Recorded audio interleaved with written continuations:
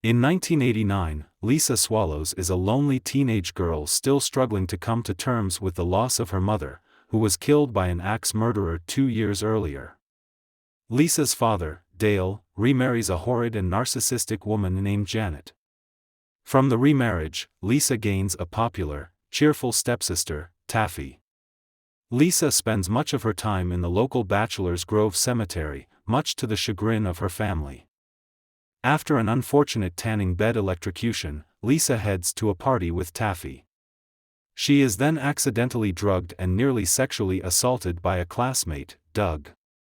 Lisa, disoriented and upset, returns to the cemetery and speaks to the grave of a young Victorian man who died in 1837, expressing her desire to be with him. The young man had been a musician who had fallen in love with a woman in his own time, before she had left him for another man.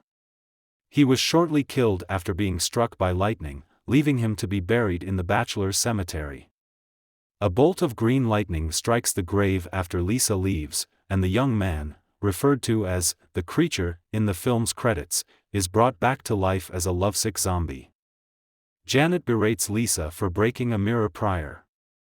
While Lisa is home alone, the creature breaks into the house.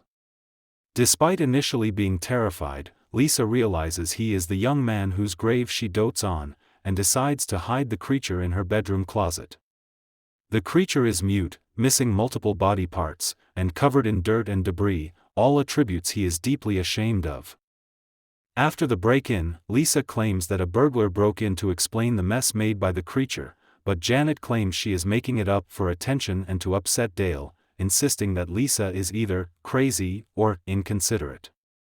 After the creature leaves a worm in Janet's food, she chastises Lisa and threatens to send her to an asylum. The creature kills Janet, cutting off her left ear, which Lisa sews onto his head.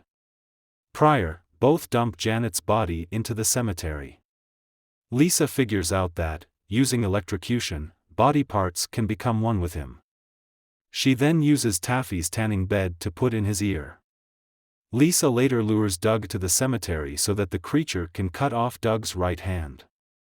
Doug, terrified, tries to run away, but the creature kills him and hides his body with Janet's. With these new attachments, the creature starts looking more like his old self, and he and Lisa start to bond further.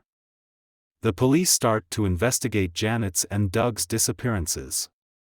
Taffy sulks over her disappearance while Lisa is unfazed. Lisa narrowly avoids being implicated before going to the home of her crush, Michael, resolving to lose her virginity to him. She finds him in bed with Taffy, despite the latter being aware of Lisa's interest in him, and is devastated. The creature then enters, chopping off Michael's penis, causing him to bleed to death. He prepares to attack Taffy, but Lisa intervenes. He then drives to the cemetery, and Lisa, with a traumatized Taffy in tow, follows him. Before Lisa goes after the creature to kill him, she gives Taffy her late mother's rosary as a token for her kindness and sympathy.